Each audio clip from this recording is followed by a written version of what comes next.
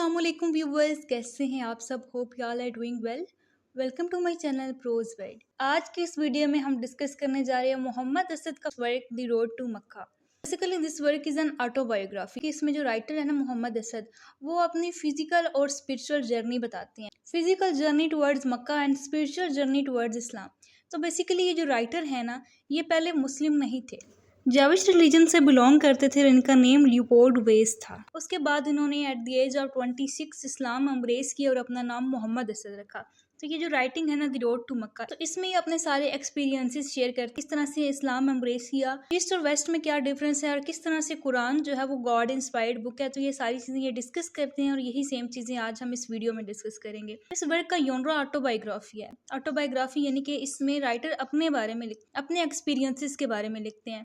This is not the story of a journey but of a discovery, a European discovery of Islam. Mohammad Asad कहते हैं कि my story is simply the story of European discovery of Islam and his integration within the Muslim community. ये पहले Europe से belong करते थे, तो एक यूरोपियन की डिस्कवरी ऑफ इस्लाम है और फिर मुस्लिम कम्युनिटी का पार्ट बनना है। इसमें ये क्या करते हैं कि represent both a physical journey, Europe से अरब की तरफ जो फिजिकल जर्नी थी इनकी, and spiritual transformation seeker to believer. इस वर्क में टू टाइप्स ऑफ जर्नी है। First one is physical journey and the second one is spiritual journey. First point is his journey towards Islam. इसमें बहुत से factors आते हैं। First one is early disillusionment in Europe. So ये Europe से belong करते थे। प्राइवेट ट्यूटर से इन्होंने जीविश रिलीजियस टीचिंग हासिल की। Asad was disturbed by the Europe growing materialism, spiritual emptiness and the moral vacuum after World War I. Asad ये note करते थे कि वेस्ट में यानी कि यूरोप में स्पिरिचुअलिटी खत्म हो चुकी है। वेस्ट के लोग मटेरियलिस्टिक हो चुके हैं, उनका फोकस सिर्फ मटेरियलिज्म पे है, स्पिरिचुअल एम्प्टीनेस है उनमें, और वर्ल्ड वॉर 1 के जितने इफेक्ट थे। यूरोप जो था वो ब्रोकन हो चुका था, डिससेटिस्फाइड था, इमोशनली स्ट्रेन था, लोगों में स्पिरिचुअलिटी खत्म हो चुकी थी और वो मटेरियल प्रोग्रेस की वर्शिप करते थे। उनका मेन फोकस यही होता था कि वो अपनी लाइफ को इजी से इजी बनाए, इंडिपेंडेंट ऑफ नेचर। ये सारी चीजें थी जो कि मोहम्मद असद ने नोट की। यूरोप की अप्रोच जो है वो मटेरियलिस्टिक, स्पिरिचुअलिटी जो है वो यूरोप के लोगों में खत्म हो चुकी थी। Second one is invitation to Jerusalem. 1922 में उनको एक लेटर आता है अपने अंकल की तरफ से। इनवाइट करते हैं कि कुछ मंथ जो है वो डिलाइटफुल अरब में आके गुजारो उनके घर में। सो मोहम्मद असद जो है वो इनविटेशन को एक्सेप्ट कर लेते हैं। यूनाइटेड टेलीग्राफ में उस टाइम जॉब करते थे। जॉब क्विट करके वो 1922 में जो है इस जर्नी पे जाते हैं।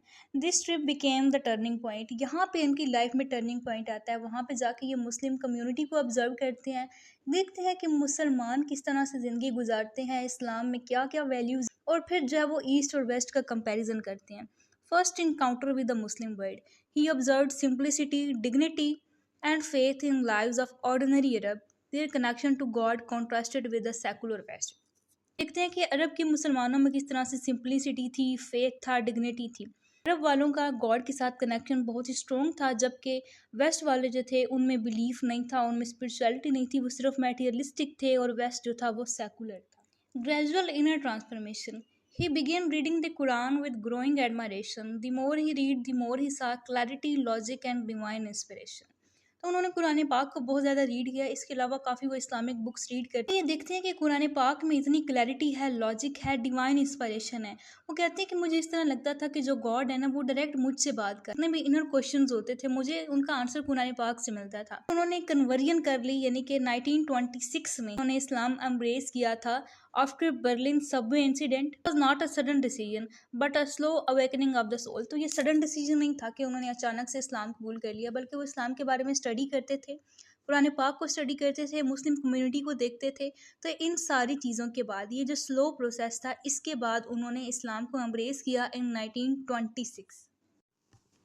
मोहम्मद असद को रिलीजियस ब्रिज बिल्डर कहा जाता है, और वेस्ट में भी इन्होंने बहुत ज़्यादा फेम हासिल किया एज अ राइटर। और इनकी ये जो ऑटोबायोग्राफी थी यानी कि द रोड टू मक्का, ये वहाँ पे बहुत ज़्यादा फेमस हुई और ये मेजर न्यूयॉर्क पब्लिकेशंस में शामिल है। अगर चैनल पे न्यू है तो जल्दी से चैनल को सब्सक्राइब कर दें ताकि आपको इस तरह की मजीद वीडियोज़ देखने को मिलें। तो मोहम्मद असद अपने इस बुक यानी कि रोड टू मक्का में ईस्ट और वेस्ट का कंपेरिजन करते हैं, यूरोप और अरब का कंपेरिजन करते हैं। First one is materialism versus spiritualism. West in Asad's view is obsessed with technological advancement, luxury and external progress, but it lacks spiritual depth. West वाले जो है ना वो मेटीरियलिस्टिक है, ठीक है, वो टेक्नोलॉजिकल एडवांसमेंट के साथ हैं, लग्जरी के पीछे हैं, एक्सटर्नल प्रोग्रेस है उनमें, लेकिन उनमें स्पिरिचुअल डेप्थ नहीं है। जबकि ईस्ट में लोगों में स्पिरिचुअल डेप्थ है। फेथ बहुत ज़्यादा स्ट्रॉन्ग है, वो कनेक्टेड है गॉड के साथ। Next point is symbol of दजाल। असद अपनी इस बुक इनकी रोड टू मक्का में वेस्ट को दजाल के साथ कंपेयर करते हैं। Assad uses the Islamic concept of Dajjal metaphorically to describe the deceptive nature of Western modernity, powerful but spiritually hollow। तो मोहम्मद असद जो है वो दजाल का कंपैरिजन करते हैं वेस्ट के साथ। वो यूरोप को वर्ड ऑफ दजाल कहते हैं, deceptive one as foretold by holy prophet. तो ये इस्लाम में ये कॉन्सेप्ट है दजाल का, ठीक है। कहते हैं कि दजाल के पास बहुत ज़्यादा पावर्स होंगी, वो एक आंख से ब्लाइंड होगा, ठीक है, उसकी एक आंख ठीक होगी, उसके पास बहुत ज़्यादा पावर्स होंगी, जिस तरह वो काफ़ी ज़्यादा डिस्टेंस तक देख भी सकता है, सुन भी सकता है, वो बहुत कम टाइम में पूरी दुनिया को ट्रैवल कर पाएगा।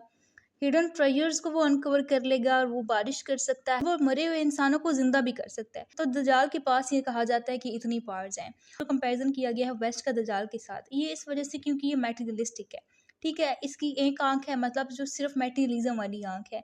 ये जो है ना, इसके पास बहुत ज़्यादा टेक्नोलॉजीज़ हैं जिसकी वजह से ये रेन भी कर सकता है, हिडन ट्रेजर्स को अनकवर कर सकता है, मतलब टेक्नोलॉजिकल एडवांसमेंट है, मेडिसिन की पावर है, लेकिन वो डिस्ट्रक्शन भी कर सकता है, ठीक है। चीज़ों को नोट करते हुए मोहम्मद असद ने वेस्ट का कंपैरिजन किया दजाल के साथ। ईस्ट की स्ट्रेंथ बताते हैं। Despite such political weakness, the east retains moral and spiritual value, simplicity and inner peace. Political system weak है ईस्ट में, लेकिन फिर भी ईस्ट में इतनी मोरालिटी है, स्पिरिचुअल वैल्यूज हैं, सिंप्लिसिटी है और इनर पीस है।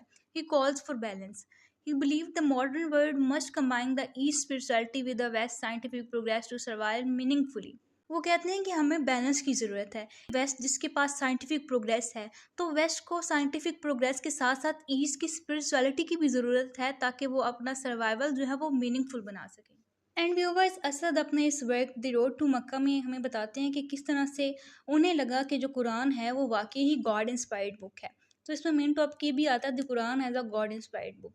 फर्स्ट ऑफ ऑल वो भी हेजिडेंट थे, वो क्वेश्चन करते थे, उनमें क्वेश्चनिंग की बहुत ज़्यादा आदत थी। वो क्वेश्चन करते थे कि क्या वाकई इस्लाम जो है वो ट्रूली डिवाइन है, फिर किसी इंटेलेक्चुअल इंसान का इंटेलेक्चुअल वर्क है। He questions whether the Quran was truly divine or just the intellectual work of great but fallible man. However, the more he studied it, the more he realized that its structure, themes, and consistent of could not be the product of human intellect alone. लेकिन वो बहुत ज़्यादा study करते थे, और जितनी वो study करते गए उन्हें ये रियलाइज़ हुआ कि जो कुरान का स्ट्रक्चर है, जो थीम्स हैं, जो इसमें कंसिस्टेंसी है, वो किसी ह्यूमन इंटेलेक्ट का काम नहीं हो सकता, कि ह्यूमन अकेले ये सारा काम नहीं कर सकता। It possessed a powerful moral clarity, a spiritual force and a rational coherence that surpassed any human authorship. Mohammad Asad को कुरान का ट्रूली डिवाइन या फिर गॉड इंस्पायर्ड बुक का एक मोमेंट से पता चला, ऑफ रियलाइजेशन, और वो इंसिडेंट कौन सा था? The Berlin subway incident. और इसी इंसिडेंट के बाद जो है मोहम्मद असद ने इस्लाम एम्ब्रेस कर लिया। वो इंसिडेंट क्या था कि एक बार जो है असद बर्लिन सबवे में ट्रैवल कर रहे थे। Asad observe passenger in the upper class compartment. He watches well-dressed, upper-class Europeans sitting in silence, their faces tense, tired and blank. People looked so harassed, so spiritual, empty. वो Berlin Subway में travel कर रहे थे और उन्होंने note किया कि जो अपर क्लास कंपार्टमेंट के लोग हैं ना, वो भले ही वेल ड्रेस्ड थे, वो वेल फेड थे, लेकिन उनके चेहरे जो है ना वो बहुत ही परेशान लग रहे थे, ठीक है। उनके चेहरे टायर्ड थे, ब्लैंक थे और फुल ऑफ साइलेंस थे। असद ने नोट किया कि ये इस वजह से है क्योंकि इनमें स्पिरिचुअलिटी की कमी है, ठीक है, ये स्पिरिचुअली एम्प्टी हैं। अब जब वो घर आए हैं तो उनके सामने उनके डेस्क पे कुरान पाक की एक ओपन कॉपी थी। अब जब वो कुरान पाक को उन्होंने उठाया और वो उसको साइड पे रखने वाले थे, लेकिन उनकी नज़र कुरान पाक की एक वर्ड्स पे गई। ये था कि you are obsessed by greed for more and more until you go down to your graves. You only knew it with knowledge of certainty, you would see the hell you are in. तो ये कुरान पाक की एक ऐसी verse थी। इन्होंने question जो था रिगार्डिंग सबवे इंसिडेंट का आंसर दे दिया। उन्हें लगा कि जो बर्लिन की सबवे में उन्होंने क्वेश्चन किया उनको उनका आंसर मिल गया। एग्जैक्टली ये जो वर्स है ना, it was narrating the whole incident. Incident के बाद मोहम्मद असद ने बर्लिन में अपने एक मुस्लिम फ्रेंड को बुलाया और 2 गवाहों के सामने इस्लाम कबूल कर लिया। असद के इस्लाम कबूल करने के कुछ टाइम बाद इनकी वाइफ एल्सा ने भी इस्लाम को कबूल कर लिया। ये थे रोड टू मक्का के मेन पॉइंट्स। इसमें ऑथर यानी कि मोहम्मद असद बताते हैं अपने स्पिरिचुअल और फिजिकल जर्नी के बारे में, ईस्ट और वेस्ट का कंपैरिजन करते हैं, बताते हैं कि यूरोप जो है वो मटेरियलिस्टिक है और उसमें स्पिरिचुअलिटी की कमी है, जबकि ईस्ट के लोग जो हैं वो फुल ऑफ फेथ हैं। यूरोप को वो वर्ड ऑफ दजाल कहते हैं। कुरान के बारे में कहते हैं कि कुरान किस तरह से गॉड इंस्पायर्ड बुक है। सारे पॉइंट्स है, ये सारे इंसिडेंट वो अपनी ऑटोबायोग्राफी यानी कि रोड टू मक्का में उन्होंने ऐड किए। जाता है कि इस बुक की वजह से बहुत से लोगों ने इस्लाम एम्ब्रेस किया, क्योंकि उनको इस्लाम की ट्रू सेंस का पता चला। The main purpose behind this work was to share spiritual and physical journey and to bridge the gap between East and West. So hope so viewers आपकी वीडियो बहुत अच्छी लगी होगी। वीडियो को लाइक ज़रूर करें, मुझे कमेंट सेक्शन में बताएं कि आपकी वीडियो कैसी लगी। चैनल को सब्सक्राइब नहीं किया तो जल्दी से चैनल को सब्सक्राइब कर दें। थैंक्स फॉर वॉचिंग, मिलते हैं आपसे नेक्स्ट वीडियो में।